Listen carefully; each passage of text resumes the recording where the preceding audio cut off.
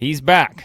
Roman Reigns did indeed return on this week's edition of WWE Raw on Netflix during the steel cage match between CM Punk and Seth Rollins. It was Rollins getting the victory, well, via Roman Reigns throwing his ass out of the ring onto the outside to give Rollins the win in the match over Punk. We know it all led to this point, right? Everything that happened at the Royal Rumble. It was Punk eliminating both men.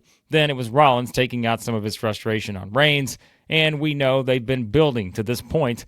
Madison Square Garden. That's where you bring the Tribal Chief back in this big moment and have him standing tall over Rollins and Punk to finish the show.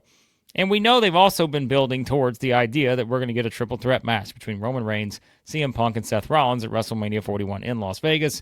And initially, as we said, a triple threat match without any stakes attached to it.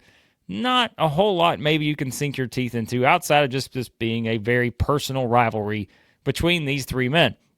And knowing all the things that are sort of in play around them, sure, it could factor into the championship picture. Maybe the winner comes out, has a great chance at challenging for one of the championships. Or, like we've said before, maybe that's where perhaps it's a number one contenders match. Somebody gets plugged into one of the other championship matches at WrestleMania 41. These are all ideas that have been thrown out there.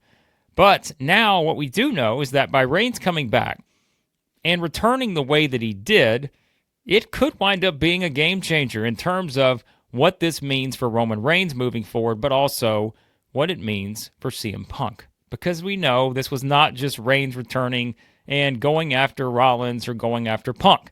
There was a little more involved, right? Because you had this visual whenever Reigns did go after CM Punk, when he saw his wise man, Paul Heyman, consoling CM Punk after a brutal steel cage match with Seth Rollins. Reigns makes the turn, he looks, and he gives you that facial expression as to say, what the hell is going on right now? Roman Reigns was not happy. He was very unhappy with what was going on inside the ring, as Heyman, who had came back with his tribal chief, Roman Reigns, was not just standing there watching Roman Reigns beat down Seth Rollins. No, he was in the ring going after a Paul Heyman guy, CM Punk. He was going over there, going after him to see if he was okay, to make sure that CM Punk was just fine, right? And that's where now, all of a sudden, just as we knew, this thing was going to factor in with CM Punk's favor to Paul Heyman and all this stuff. Well, now it's immediately back on our mind based on how they decided to do this with Roman Reigns. And it could change everything in terms of the dynamic now moving forward with Roman Reigns, CM Punk, and Paul Heyman, of course. We knew we were going to get to that point eventually. We just didn't exactly know how it was going to play out, right? And I think that's where you start asking the questions now. Where is WWE going to go from here? What's the next step in this story? Because it does become a little bit more complicated with these three men attached to each other heading into WrestleMania 41. Again, we don't know if it's going to be just a straight triple threat match. They could do it multiple ways. There could be a stipulation attached to it, all this stuff. But the bigger thing now is that there are stakes attached.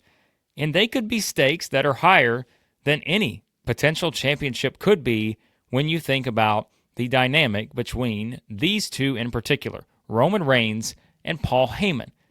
Because why, right? It's always been about Roman Reigns and his wise man. Ever since we went from, the big dog himself, Roman Reigns, to the tribal chief, Roman Reigns. It's been about Paul Heyman. When he had his little, sabbatical after losing the championship after WrestleMania 40. The whole story was Paul Heyman was without his tribal chief. Where was Roman Reigns? He couldn't get in touch with him, right? And then Reigns eventually tries to reach out to the wise man, Paul Heyman. You get that sort of shot on SmackDown where Roman is sitting in the back and he's got his phone pulled out. He's like, call the wise man. And it goes to the number has been disconnected. All these different things. And then, of course, they join back together. But the question always has been, what is Roman Reigns without his wise man? What is this version of Roman Reigns without his wise man? That's one of the more interesting questions you can ask when it comes to the current state and future state of WWE. Who does Roman Reigns become if he doesn't have the wise man? So I think when we look at it from that standpoint, we've seen what it looks like when there is no Paul Heyman around, right? Especially for that rogue version of the bloodline, for Roman Reigns, all that. When there is no Paul Heyman, what happens? But now, if you're Reigns and you're looking at it from this standpoint, just as he gets the Ula Fala back, right? Just as Roman Reigns is back on that high of having everything back that he needs except for that WWE Undisputed Championship. Now he's got the question, is he now going to lose the wise man? He lost his bloodline, right? He lost his championship. And yes, there were periods last year we wondered, did he lose the wise man? Everyone was like, okay, the wise man's going to side with Solo Sikoa, all this other stuff. Is the wise man going to side with CM Punk, going back to Survivor Series and the favor and everything that had played in there, right? But now that question grows even larger when you see how Roman Reigns reacted to just the idea that Paul Heyman would help out CM Punk, who eliminated him from the Royal Rumble and prevented that opportunity for him to have it all again, to have his bloodline back, which he had, to get the Ulafala back, and to get his championship back. Paul Heyman consoling the guy who prevented Roman Reigns from getting his championship back. So I think Reigns' reaction here is very interesting. And now, as I said, it could sort of completely now change the whole dynamic moving forward of how they decide to go about this.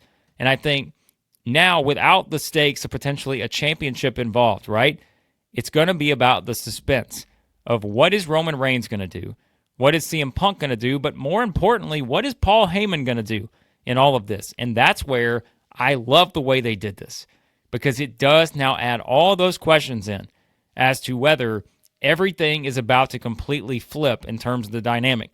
Does Paul Heyman give that favor to CM Punk? And is it at the expense of Roman Reigns?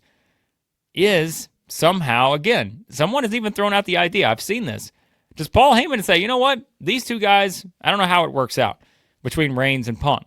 Like maybe there's a Seth Rollins angle in here that you somehow add into the equation. I don't know that we completely get there. I think it's got to be probably, all of a sudden, Heyman decides something with Punk and they kind of go their own way and Roman Reigns is left wondering, where do I go from here if he doesn't have the wise man? Again, I think that's one of the primary questions here for Reigns and the way he reacted. It's in his mind. What happens if the wise man not only leaves me again, but what happens if the wise man leaves with what is one of the biggest threats, perhaps to me, and that is CM Punk? Because Reigns, again, reluctantly had to team up with CM Punk at Survivor Series, and we saw how that all played out. But we know the favor that is just still hanging over this entire equation.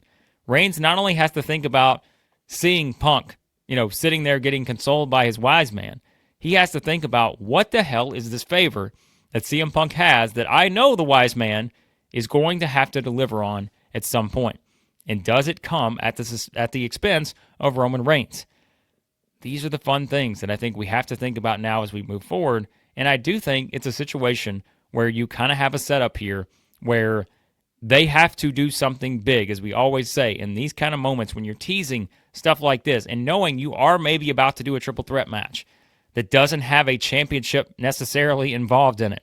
You have to start to, move it in the next direction of the story, in the next chapter, right, of everything that's going to unfold.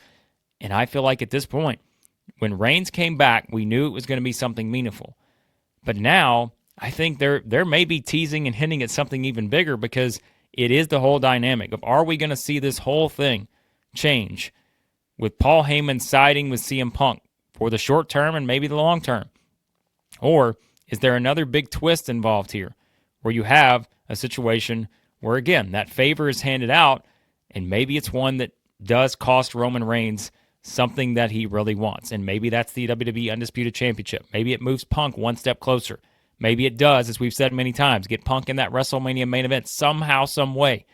These are all ways you can play it out now, and I love the idea of them going directly to this, not just having Reigns come back, attack Rollins, kind of tease the potential interaction, next week or the week after with CM Punk. No, Reigns takes out Rollins, goes right after Punk, and the wise man has to stand in the corner and watch all this, and we wonder, what's Reigns thinking? What's Heyman thinking?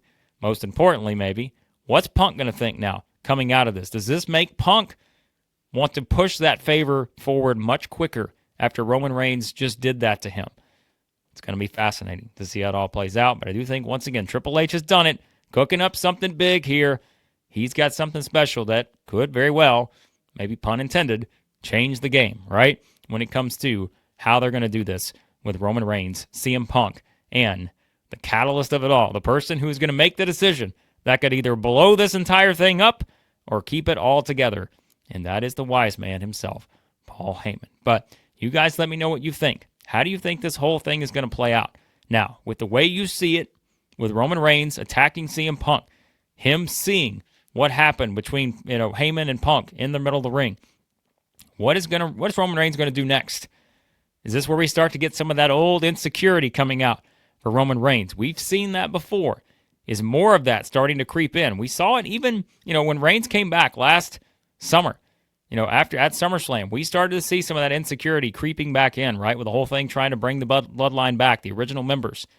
Do we still have Roman Reigns wrestling with that whole idea of being insecure about perhaps, not having the wise man with him moving forward? What's Punk going to do? What should Heyman ultimately decide to do here? And what's it all going to do to lead to that big moment where we know there's going to be that big payoff with perhaps, CM Punk getting his favor? And how does that play into what Roman Reigns wants as well? Who does Heyman side with? All questions. You guys let me know what you think in the comments. Always appreciate your feedback. Hit that subscribe button. Hit the like button. And let me know what's next for Roman Reigns, CM Punk, and Paul Heyman.